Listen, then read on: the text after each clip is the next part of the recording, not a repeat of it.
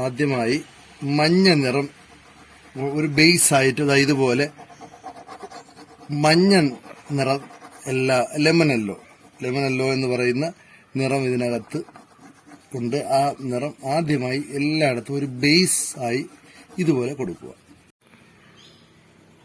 തുടർന്ന് ആകാശത്തിന്റെ ഈ ഭാഗം ഇതുപോലെ ഈ കളർ കൊണ്ട് എന്ത് ചെയ്യുന്ന വളരെ ലൈറ്റായിട്ട് ഒന്ന് ഇപ്രകാരം ഇടയ്ക്ക് മേഘങ്ങൾ അതൊക്കെ അല്പം വൈറ്റ് കൊടുത്ത് ആ മേഘത്തിന്റെ ഒരു ഇതൊക്കെ അവിടെ ഇടയ്ക്കിടയ്ക്ക് വൈറ്റൊക്കെ കൊടുത്തിട്ട് ഇതുപോലെ ചെയ്യുക. അപ്പോൾ ആകാശത്തിന്റെ ഒരു ബേസിന് വേണ്ടിയാണ് നമ്മൾ ഇതുപോലെ ഇപ്രകാരം ഈ ലൈറ്റ് ബ്ലൂ ഇവിടെ കൊടുക്കുന്നത്.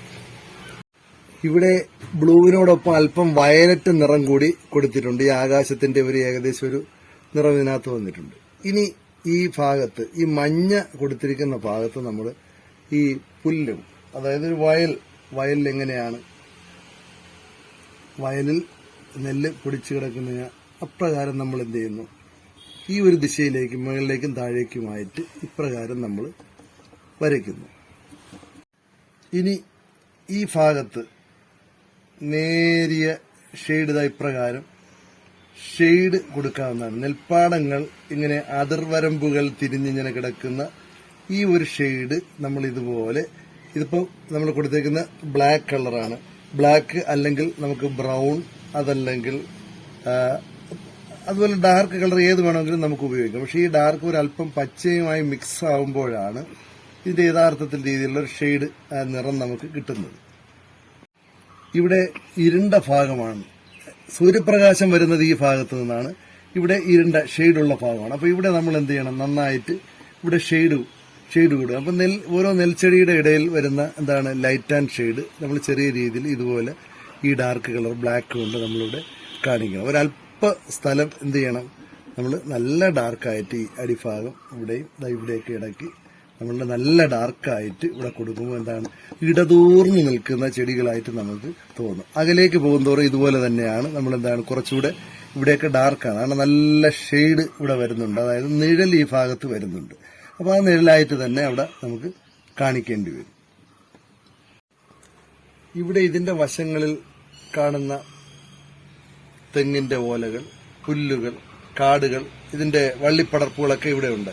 അപ്പൊ ഇതിന്റെ ലൈറ്റ് ആൻഡ് ഷെയ്ഡ് ഇപ്പൊ നോക്കുക, ഈ ഭാഗത്ത് നല്ല ഡാർക്കാണ്, ഈ ഭാഗത്ത് ഡാർക്കാണ്. അപ്പൊ ഇവിടെ ഇടയ്ക്കിടയ്ക്ക് ലൈറ്റ് ഇവിടെ വരണം. അപ്പൊ ഇത്രയും ഭാഗത്താണ് ലൈറ്റ് ഉള്ളത്. അപ്പൊ ഈ ചിത്രം നമ്മൾ വരച്ച് പൂർത്തിയാകുമ്പോൾ അതിന്റെ ലൈറ്റ് എങ്ങനെയാണ്, അതിന്റെ ഷെയ്ഡ് എങ്ങനെയാണ് നമുക്ക് പൂർണ്ണമായി മനസ്സിലാക്കാൻ കഴിയും. ഇനി നമുക്കിവിടെ ഒന്ന് രണ്ട് വീടുകൾ ഒക്കെ ഇതിനകത്ത് കാണുന്നുണ്ട്.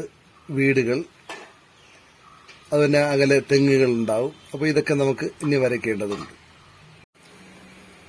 ഇവിടെ അകലെ കാണുന്ന ഈ വീട്, ഇതിന് ചുറ്റുവട്ടത്തില് നല്ല പച്ചപ്പ്, ഇടതൂർന്ന് മരങ്ങളും ചെടികളും ഒക്കെ ഇങ്ങനെ. അപ്പൊ അതിന്റെ ലൈറ്റ് ആൻഡ് ഷെയ്ഡ് കൊടുക്കുന്നത് എങ്ങനെയാണ്? അപ്പൊ നമ്മൾ അതിന്റെ മഞ്ഞയുണ്ട്, പച്ചയുണ്ട്, ഇവിടെ ഡാർക്ക് ബ്ലൂ, ഒരല്പം ഡാർക്ക് ബ്ലൂ നമ്മളിവിടെയാണ് ഇതിന്റെ ഇടയിൽ ഷെയ്ഡായിട്ട് തോന്നും. അപ്പൊ ഈ മരങ്ങൾ ഇടതൂർന്ന് നിൽക്കുന്ന ഒരു പ്രതീതി നമുക്ക് ഉണ്ടാകും. അപ്പൊ അപ്രകാരമാണ് നമ്മൾ എന്ത് ചെയ്യേണ്ടത്, ഈ ക്രയോൺ പ്രയോഗിക്കേണ്ടത്. സാധാരണ വാട്ടർ കളർ പോലെ അല്ല. ക്രയോണിനെ സംബന്ധിച്ചിടത്തോളം ക്രയോണിന് കുറേ പരിമിതികളുണ്ട്.